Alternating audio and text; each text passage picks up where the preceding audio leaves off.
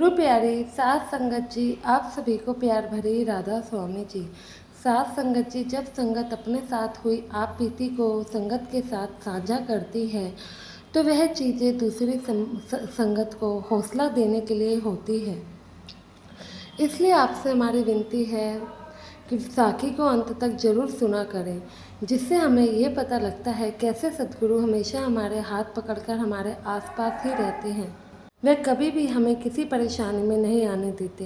तो यह साखी बड़े महाराज जी के समय की है, जो कि एक सत्संगी बीवी ने बाकी संगत को सुनाई थी। वह सत्संगी बीवी गोरखपुर गांव की रहने वाली थी।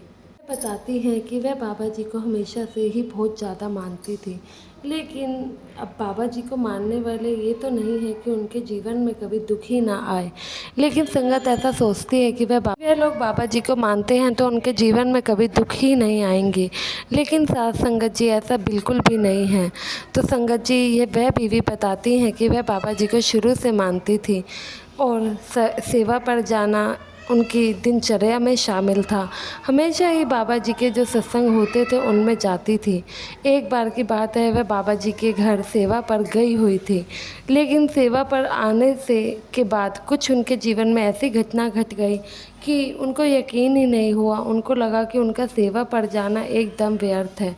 यह घटना उनके 12 साल के बेटे के साथ घटी थी, जिसका नाम रोहन था। 12 साल का रोहन एक दिन स्कूल से आ रहा था कि अचानक से कुछ बच्चों ने अपने बदला लेने के लिए उसे घेर लिया। स्कूल में तो 100 बातें हो ही जाती हैं। अगर कोई बच्चा अव्वल करे तो दूसरा बच्चा या फिर दूसरा, हमारी लाइफ में भी ऐसा होता होगा कि अगर हम लाइफ में अचीवमेंट हासिल करते हैं तो हमारे साथ के जिन्हें वह चीज़ नहीं मिलती है वह हमसे जेलसी फील कर ही जाते हैं। तो वह बच्चा अव्वल टॉप करता है, तो इस जेलसी में आके बाकी जो कि एक बच्चों का गैंग था वह पूरा अपसेट हो जाता है। अब अपसेट होने के बाद गुस्सा कहीं ना कहीं तो निकालना था। स्कूल ख़त्म होने के बाद तो उस बेचारे रोहन को इन लोगों ने चारों तरफ से घेर लिया और बहुत ज़्यादा ही मारा पीटा, सर पे इतना कि लोहे का डंडा भी मारा। फिर अपने घर चले गए। फिर रोहन को वहाँ पे एक अनजान बंदा मिला और अनजान बंदा उसे अस्पताल तक पहुँचा कर गया। अस्पताल से जब रोहन के बैग में से कुछ इन्फॉर्मेशन मिली तो घर पर फ़ोन किया गया, तो उनकी माता जी के पास ये खबर आई। जब माता जी अस्पताल पहुंची तो उन्होंने यह पता लगाने की कोशिश की कि आखिर रोहन के साथ हुआ क्या था और रोहन को यहाँ तक कौन लाया। लेकिन ये तो पता लग गया कि आखिर रोहन के साथ हुआ क्या था, वह पूरी घटना समझ गई, लेकिन इस बात का पता अभी भी नहीं लगा कि रोहन को आखिर यहाँ तक लाया कौन था। फिर वह बीबी समझ गए कि कोई और हो ना हो वह बाबा जी ही थे, जो कि मेरे बच्चे को सही समय पर यहाँ पर लाए हैं और उनकी जान भी बचाई है। तो उस बीवी का उस समय बाबा जी से विश्वास कम होने की जगह और बढ़ गया। बात सिर्फ यहीं तक ख़त्म नहीं होती। रोहन की जो कि तबीयत थी वो ज़्यादा ही सीरियस थी, उसके सर की नस फट चुकी थी। रोहन का सभी डॉक्टर इलाज कर करके थक गए थे, लेकिन उसका कुछ भी मतलब कि असर नहीं दिख रहा था।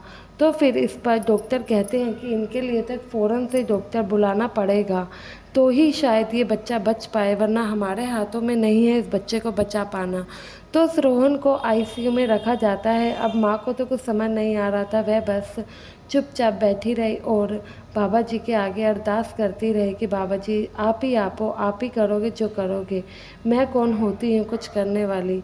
तो बीवी बस पूरी रात बाबा जी के आगे बैठती है, माथे टेकती है और उनसे अरदास करती है कि हे मेरे सतगुरु, तुम ही अब सब कुछ ठीक करोगे। तो वाकई में ही बाबा जी सुनते भी हैं। अगले दिन सुबह होती है, वह बीवी जाती है और आईसीयू में जाने की एक बार दरख्वास्त करती है। वहाँ जाके बाबा जी की फ़ोटो रोहन के पास रख देती है। अब उसी शाम फ़ौरन से एक डॉक्टर आते हैं, तो वह बाबा जी की फ़ोटो वहाँ देखते हैं। उस समय तो वह डॉक्टर कुछ नहीं कहते हैं, चुपचाप से अपना काम करते हैं। और फिर जब बाहर आते हैं तो वह पूछते हैं कि वह तस्वीर किसकी थी। तो इस पर डॉक्टर साफ अपने जो कि खामोशी जाहिर कर देते हैं और कहते हैं हमें नहीं पता है। तो फिर रोहन की माँ को बुलाया जाता है और पूछा जाता है कि ये तस्वीर तुमने किसकी यहाँ पर लगाई है। तो वह कहती है कि मेरे सद्गुरु हमारे कुल मालिक परमात्मा है। तो वह कहते हैं, जो कि डॉक्टर थे, वह कहते हैं ये मेरे पास आए थे फ़ौरन में, और बार-बार मुझे यहाँ आने के लिए कह रहे थे कि यहाँ पर मेरा कोई इंतज़ार कर रहा है और मेरी यहाँ पर ज़रूरत है। इन्हीं के रिक्वेस्ट करने पर, इन्हीं के ज़िद करने पर मैं आज यहाँ पर आया हूँ। इसलिए मैंने आपसे पूछा कि वह कौन है? तो जैसे ही यह चीज़ रोहन की माँ ने सुनी तो काफ़ी अचंभित हो गई कि सद्गुरु ने जो किया, वो तो हम अनहोनी को नहीं टाल सकते, लेकिन डॉक्टर को भेज के और उस बंदे को भेज के जो मेरे बच्चे को सही समय पर अस्पताल पहुंचा के गया, मेरे बच्चे की जान भी बचाई। तो ये होते हैं सच्चे सद्गुरु, जो कि हमेशा ही हमारा विश्वास डोलने नहीं देते हैं। हो सकता है कि परेशानी आती है, हमारा विश्वास थोड़ा सा डोल जाए, लेकिन धीरे धीरे जैसे समय बीतता है हम मुड़कर देखते हैं तो हमें समझ आ ही जाता है कि जो हुआ था वह बिल्कुल ही सही हुआ था। उसे समझने के लिए भी हमें समय लगता है, लेकिन आजकल ये समय हम लोगों में कहाँ ही है। बस थोड़ा सा कुछ परेशानी आई नहीं कि और बाबा जी की तरफ कहने लगे कि आपने हमें ये दुख दे दिया और आपने हमें वह दुख दे दिया। तो संगत जी, हमें ऐसा कभी भी नहीं सोचना चाहिए। आशा है मुझे कि आप अपना विश्वास कभी भी नहीं डगमगाएंगे और बाबा जी पे अटूट अपना विश्वास बना के रखेंगे। जैसे ही ये सत्संगी बीवी ने अपना विश्वास बाबा जी से डोलने नहीं दिया, इतनी बड़ी मुसीबत में भी बाबा जी का भजन सिमरन करके उनसे बस अपने बच्चे की सलामती की दुआएं मांगी। ऐसे ही कोई भी परेशानी हो तो हमें सब कुछ मालिक के भरोसे छोड़ना है। बाबा जी कहते हैं जो काम हम नहीं कर सकते हैं तो हम उसकी चिंता क्यों कर सकते हैं। अगर हम वो काम कर सकते हैं तो भी हम उसकी चिंता क्यों करते हैं। जब हो सकता है तो भी, नहीं हो सकता है तो भी, तो चिंता करना तो बिल्कुल ही व्यर्थ है। हमें तो सब कुछ मालिक के ही भरोसे छोड़ना चाहिए। मालिक ने बारिश करता है तो उसके बाद बादल भी तो साफ़ होते हैं, दिन आता है तो शाम भी आती है, फिर रात भी होती है। ऐसे ही दुख आए हैं तो कल को सुख भी आ ही जाएंगे। उस मालिक पर अपना विश्वास कभी ना खोने दें। वीडियो अच्छी लगी तो लाइक और चैनल को सब्सक्राइब जरूर करिएगा। गुरु प्यारी साथ संगत जी, आप सभी को राधा स्वामी जी।